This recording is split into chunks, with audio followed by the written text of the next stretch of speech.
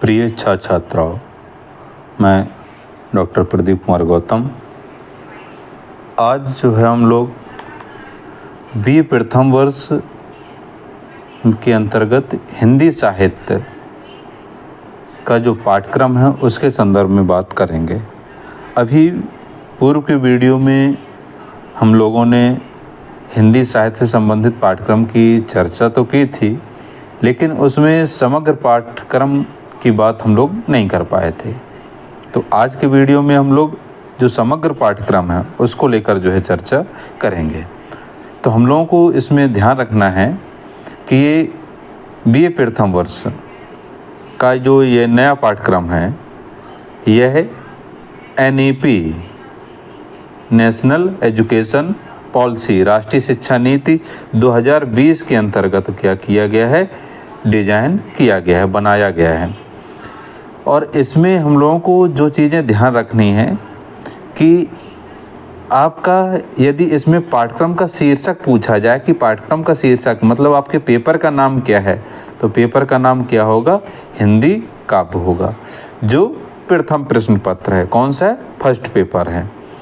मतलब जो लोग मेजर विषय के तौर पर, कौन सा मेजर विषय है, मेजर विषय के तौर पर जो लोग हिंदी को चुनेंगे वो उन्हें जो है यह पेपर आपका हिंदी काव्य को का क्या करना होगा, अध्ययन करना होगा। मतलब प्रथम प्रश्न पत्र को अध्ययन करना ही होगा। चलिए अब हम लोग इसमें बात करते हैं कि आगे क्या क्या चीज़ें हम लोगों को इसमें पढ़नी हैं। तो हम लोग अगर इसमें ऊपर देखें तो देखिए इसमें जो आपका निर्धारण किया गया है, हालांकि इसमें जिस तरीके से बताया गया है, जो चीज़ें इसमें दी गई हैं वो थोड़ा कन्फ्यूजन क्रिएट करने वाली हैं। इसमें हम बता दें कि जो आपका पाठ्यक्रम है, तो पाठ्यक्रम में आंतरिक परीक्षा होती है एक, तो कौन सी आंतरिक परीक्षा, कौन सी परीक्षा होती है, आंतरिक परीक्षा। तो आंतरिक परीक्षा में जो अंकों का निर्धारण है वह है 30, और जो आपको विश्वविद्यालय द्वारा आयोजित जो परीक्षा होती है, मतलब विश्वविद्यालय जब आपकी डेट घोषित करेगा तब आपको पेपर देने होंगे, तो उसमें जो निर्धारण होता है वह होता है 70 नंबर का। कितने का, 70 नंबर का। तो 30 + 70 टोटल आपका 100 नंबर हो जाता है किसी एक विषय में। लेकिन इसमें जो दिया गया है 25 और 75, तो ये जो है क्या है, गलत है। मूलतः क्या होता है, 30 नंबर का पेपर होता है और 70 नंबर का। लिखित परीक्षा 70 की होती है और 30 नंबर की लिखित ही होती है, लेकिन वो कॉलेज स्तर पर होती है। तो ये दो तरीके की जो है, जो इसे हम लोग कहते हैं CC एग्ज़ाम, ठीक है। तो ये होगा। अब इसके साथ साथ अब हम लोगों को पढ़ना क्या है, तो अगर हम लोग पढ़ने की बात करें तो इकाई नंबर 1 है, मतलब जो आपका पहला पेपर है जिसका नाम क्या है, हिंदी काव्य।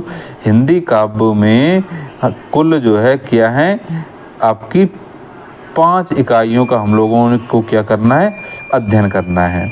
और 5 इकाइयों में हम लोग देखेंगे कि क्या क्या हम लोगों को पढ़ना है। तो देखिए इकाई नंबर 1 में भारतीय ज्ञान परंपरा के अंतर्गत हिंदी साहित्य के इतिहास की पृष्ठभूमि एवं प्रमुख कवि, ये तो हो गया आपके शीर्षक का नाम। फिर कौन कौन से बिंदु हमें पढ़ने हैं उन पर ध्यान देना है। तो सबसे पहले तो हम लोगों को पढ़ना है हिंदी साहित्य के इतिहास की पृष्ठभूमि, काल विभाजन एवं नामकरण, आदिकाल की सामाजिक एवं सांस्कृतिक पृष्ठभूमि, आदिकालीन काव्य धाराएँ एवं प्रवृत्तियाँ, आदिकालीन कवि।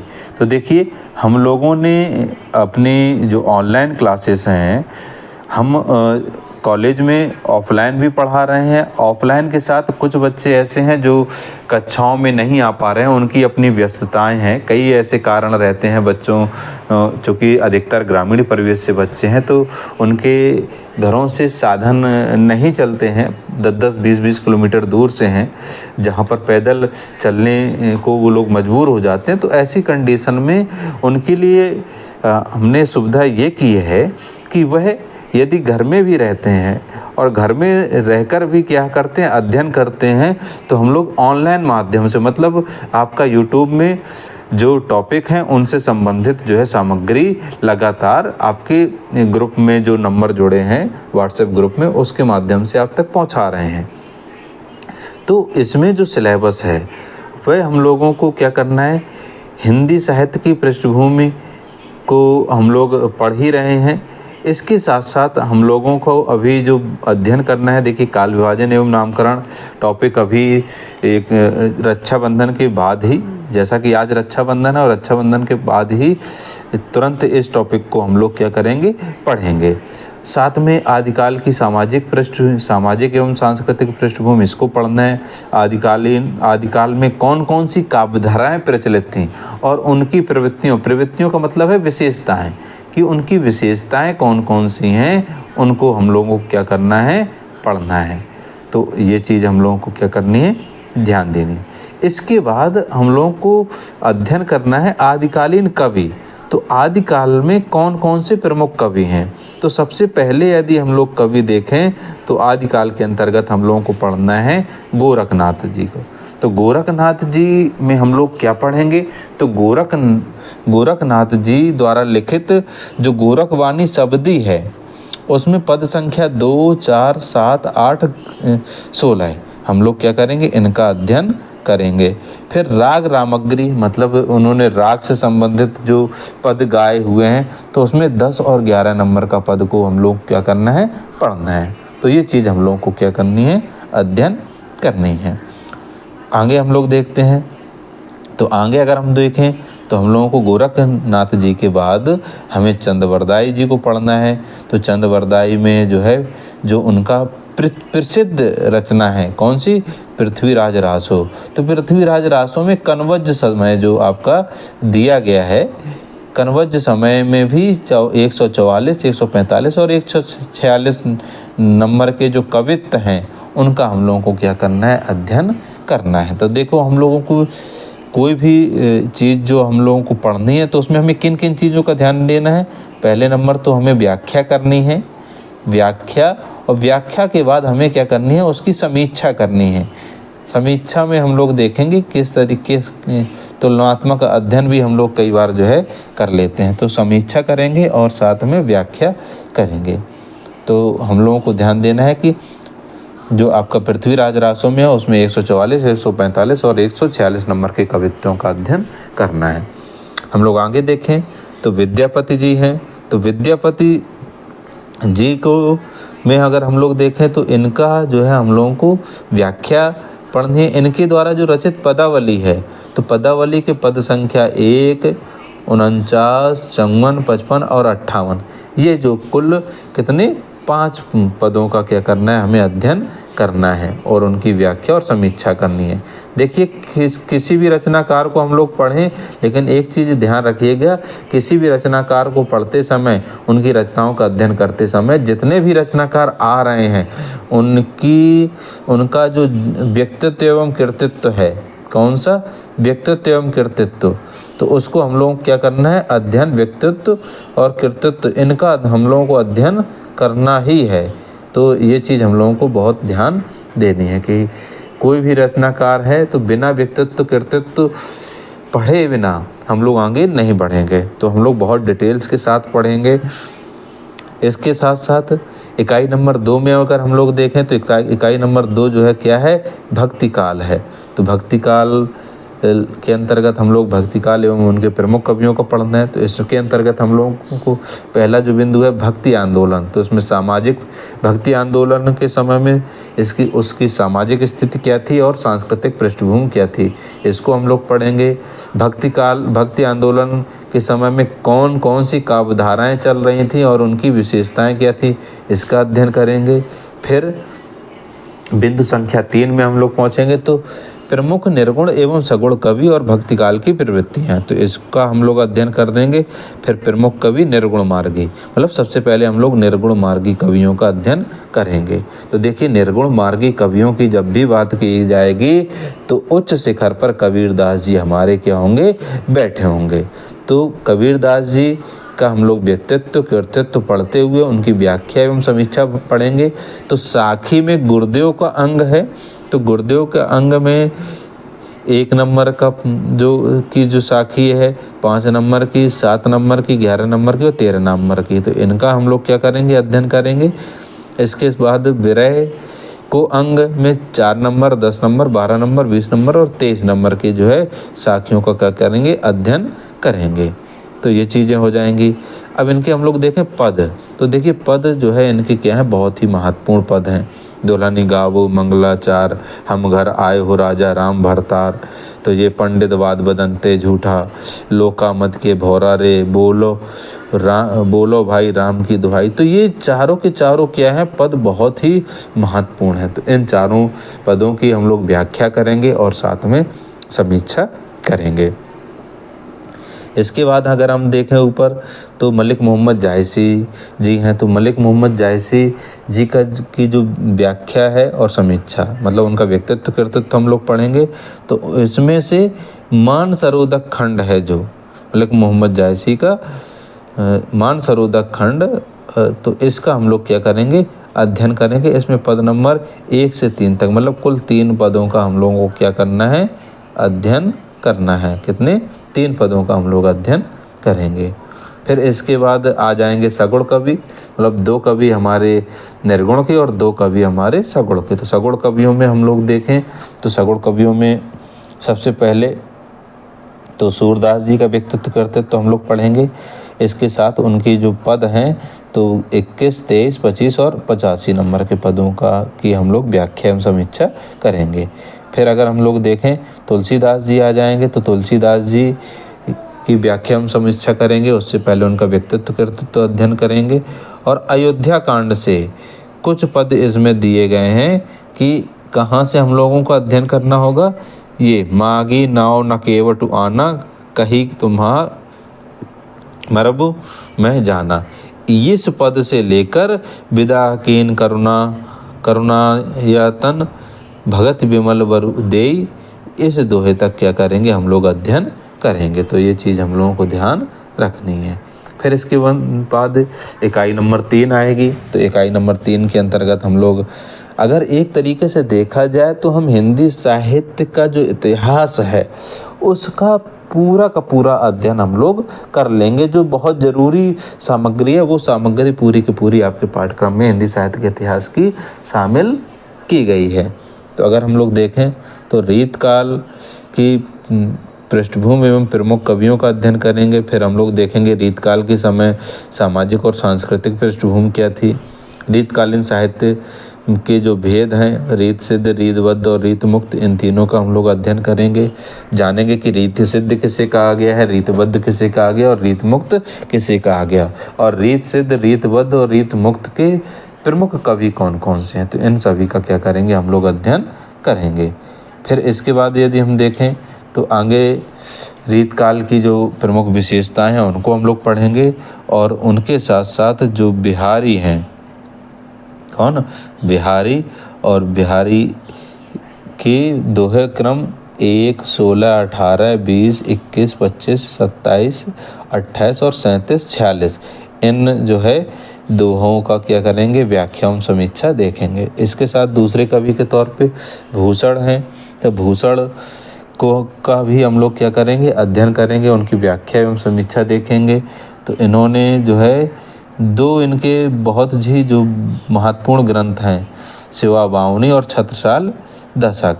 कौन कौन से, शिवा बावनी और छत्रसाल दशक। इनमें 4 नंबर 25, शिवा बावनी में 4, 25 और 26 नंबर के पदों की व्याख्या एवं समीक्षा करेंगे। और छत्रसाल दशक के 1 और 7 नंबर के पदों की व्याख्या एवं समीक्षा करेंगे। आगे हम लोग देखें तो आगे जो है आपका क्या है, आधुनिक काल। तो इकाई नंबर 4 आ जाएगी। तो हम लोगों को आधुनिक काल में जब हम लोग चलेंगे तो उसमें देखेंगे कि आधुनिक काल की जो पृष्ठभूमि है और प्रमुख कवि हैं, इनका जो है हम लोग क्या करेंगे, अध्ययन करेंगे। आदिकाल की सामाजिक एवं सांस्कृतिक पृष्ठभूमि, इसको जो है हम लोग पढ़ेंगे कि उस समय क्या दौर चल रहा था, किस तरीके की राजनीति हो रही थी समाज में, उनका सबका क्या प्रभाव पड़ रहा था। और पुनर्जागरण काल और नवजागरण काल। देखिए पुनर्जागरण और नवजागरण इनमें बड़ा बारीक अंतर है, इसको भी हम लोग क्या करेंगे समझने का प्रयास करेंगे और उस समय की विशेषताएं क्या थी उनका अध्ययन करेंगे। इसके बाद भारतेंदु युगीन साहित्य मतलब भारतेंदु युगीन साहित्य क्या है, उसका उद्देश्य क्या था, उस समय कौन कौन से रचनाकार थे और उसकी विशेषताओं का क्या करेंगे हम लोग अध्ययन करेंगे। इसके साथ द्विवेदी युगीन जो साहित्य है उसकी क्या क्या कौन कौन से राइटर थे, उसकी साहित्यिक परिस्थिति क्या थी, उसका पर जो है समाज का प्रभाव कैसा पड़ रहा था, उन सभी का और इसके साथ उनकी विशेषताओं का अध्ययन करेंगे। छायावाद युगीन साहित्य एवं प्रवृत्तियाँ, इसको भी हम लोग क्या करेंगे अध्ययन करेंगे। फिर देखेंगे कि आधुनिक काल के प्रमुख कवि कौन कौन से हैं। देखिए आधुनिक काल बहुत मोस्ट इम्पॉर्टेंट है, IMP है, तो हम लोगों को ये जो है बहुत ध्यान रखना है, मतलब आधुनिक काल को बहुत अच्छे से पढ़ना है। हम लोग देखेंगे कि आधुनिक काल में जो भारतेंदु जी हैं, तो भारतेंदु जी ने जो चीज़ें लिखी हैं, तो निज भाषा उन्नति है सब उन्नति के मूल, मतलब यहाँ से जो उनके 10 दोहे हैं वो उनको जो है क्या करेंगे हम लोग पढ़ेंगे। इसके साथ अयोध्या सिंह उपाध्याय हरिऔध जी हैं, तो अयोध्या सिंह उपाध्याय हरिऔध जी की व्याख्या एवं समीक्षा करेंगे। इनका काव्य है एक बूंद मीठी बोली, इसकी जो है व्याख्या समीक्षा करेंगे। जयशंकर प्रसाद जी का व्यक्तित्व कृतित्व पढ़ते हुए कामायनी की श्रद्धा सर्ग से प्रकृति के यौवन का श्रृंगार करेंगे, कभी न बासी फूल से और खिंची आवेगी सकल समृद्धि तक अंश का क्या करेंगे हम लोग अध्ययन करेंगे। तो इनको हम लोग क्या करना ध्यान रखना है। फिर देखेंगे सूर्यकांत त्रिपाठी निराला जी को, तो सूर्यकांत त्रिपाठी निराला जी का वह जागो फिर एक बार वह तोड़ती पत्थर। तो देखिए अभी हम लोगों ने, यदि आप लोगों ने वीडियो को देखा हो और सही से देखा हो तो जागो फिर एक बार इस कविता को मैंने क्या कर दिया है, इसका व्याख्या इसकी समझा दी है, इसको पढ़ा दिया है, तो उस वीडियो को जाकर एक बार देख लीजिएगा। इसके साथ और भी जो सामग्री है उसका भी क्या करेंगे हम लोग अध्ययन करेंगे। इसके बाद हम लोग देखें तो महादेवी वर्मा जी की मैं नीर भरी दुख की बदली और बीन भी हूँ मैं तुम्हारी रागनी भी हूँ, तो इस कविता के ये दो जो महत्वपूर्ण कविताएं हैं इनकी व्याख्या हम समीक्षा हम लोग करेंगे। फिर अगर हम लोग देखें इकाई नंबर 5 को, तो इकाई नंबर 5 में देखिए आपका अगर देखा जाए तो हमें क्या ध्यान देना है कि जो आधुनिक युग काल है और इकाई नंबर 4 है, तो इकाई नंबर 4 में कौन किन किन का हमें अध्ययन करने को मिलता है। देखो एक तो भारतेंदु युग का हमें क्या करना है, भारतेंदु युग हो गया, द्विवेदी हो गया और छायावाद हो गया। क्या हो गया, छायावाद। तो इन 3 का तो अध्ययन हमें इकाई नंबर 4 के अंतर्गत जो है क्या करना है अध्ययन कर लेना है। और इकाई नंबर 5 में छायावाद उत्तर मतलब छायावाद के बाद क्या क्या लिखा गया, तो जैसे प्रगतिवाद प्रयोगवाद इनका जो है हमें क्या मिलता है अध्ययन करने को देखने को मिलता है, तो इनको हम लोग क्या करेंगे अध्ययन करेंगे। प्रगतिवाद, अब इसमें देखें तो छायावाद उत्तर काव्य धाराएं एवं प्रमुख कवि हम लोग देखेंगे। उत्तर छायावाद की विविध वैचारिक प्रवृत्तियाँ मतलब वैचारिक परिस्थिति उस समय क्या थी, तो उसको हम लोग देखने का प्रयास करेंगे। फिर प्रगतिवाद की साहित्य एवं प्रवृत्तियाँ इसका अध्ययन करेंगे। साथ ही प्रयोगवाद की साहित्य एवं प्रवृत्तियाँ इसको हम लोग पढ़ेंगे। इसके साथ साथ जानेंगे कि नई कविता क्या है, समकालीन कविता क्या है और जो विभिन्न कविताओं की जो धाराएं चली हैं उनकी विशेषताएं क्या क्या हैं, तो इनको हम लोग क्या करेंगे बारीक अध्ययन करेंगे। इसके जो महत्वपूर्ण कवि हैं उनके बारे में हम लोग थोड़ा समझ लेते हैं कि इसमें जो आपके अज्ञेय जी हैं, तो प्रमुख कवियों में अज्ञेय जी, तो अज्ञेय जी का हम लोग क्या करेंगे व्यक्तित्व एवं कृतित्व पढ़ेंगे। नदी के द्वीप और यह द्वीप अकेला, ये जो है कवि 2 कविताएं जो है क्या है इसमें संकलित की गई हैं, इनको हम लोग क्या करेंगे पढ़ेंगे। फिर हैं दूसरे कवि गजाधर माधव मुक्तिबोध जी, इनका हम लोग अध्ययन करेंगे। इनमें इनकी जो कविता है, मैं तुम लोगों से दूर हूँ भूल गलती, ये 2 कविताओं का हम लोग क्या करेंगे, अध्ययन करेंगे। फिर अगला जो है वो कौन है, नागार्जुन। तो नागार्जुन को हम लोग पढ़ेंगे। तो नागार्जुन में अकाल और उसके बाद और बादल को घिरते देखा, इन दोनों का क्या करेंगे, हम लोग अध्ययन करेंगे। फिर है धूमिल। तो धूमिल की रोटी और संसद और 20 साल बाद, इन दोनों का क्या करेंगे, अध्ययन करेंगे। तो एक तरीके से देखा जाए तो हिंदी काव्य जो आपका पेपर का नाम है, हिंदी काव्य के अंतर्गत जो भी पाठ्यक्रम जो है शामिल किया गया है, वह पाठ्यक्रम क्या है, बहुत ही महत्वपूर्ण है। मतलब एक यूनिट, हर यूनिट का अपना एक महत्व है। यदि हम भविष्य में इस पाठ्यक्रम का अध्ययन करके और कोई परीक्षा देते हैं, तो नेट, टीजीटी, पीजीटी, तो यहाँ से कई प्रश्न जो है क्या है, पूछे जा सकते हैं। पूछे नहीं जा सकते, पूछ ही लिया जाता है। प्रश्न पूछ लिया जाता है कि धूमिल की कविता का नाम बताइए, उसमें 4 ऑप्शन होते हैं, उसमें एक रोटी और संसद भी दे दिया जाएगा। अगर आपने पढ़ा हुआ है तो आप समझ जाएंगे, अगर आपने नहीं पढ़ा तो आप नहीं समझ पाएंगे। तो इन चीज़ों का हम लोग क्या करना है, अध्ययन करना है। तो अब इसके बाद इस पाठ्यक्रम को पढ़ने के लिए जो यहाँ पर विश्वविद्यालय ने या मध्य प्रदेश शासन ने जो रेफरेंस बुक हैं, जो आधार सामग्रियाँ हैं, जो सहायक सामग्री है, उसको क्या किया है, यहाँ उन्होंने दिया हुआ है। तो इसको हम लोग देख सकते हैं कि कौन कौन सी ऐसी रचनाएं हैं। तो मैं क्या करूँगा कि ये PDF आपके डिस्क्रिप्शन बॉक्स में की जो लिंक जनरेट करूँगा, वहाँ पर इस PDF को मैं शामिल कर दूँगा। आप लोग चाहें तो वहाँ से इसको डाउनलोड भी कर सकते हैं। इसके साथ साथ यदि हम लोग आगे और देखें तो इसी में आपका दूसरा पेपर भी क्या किया गया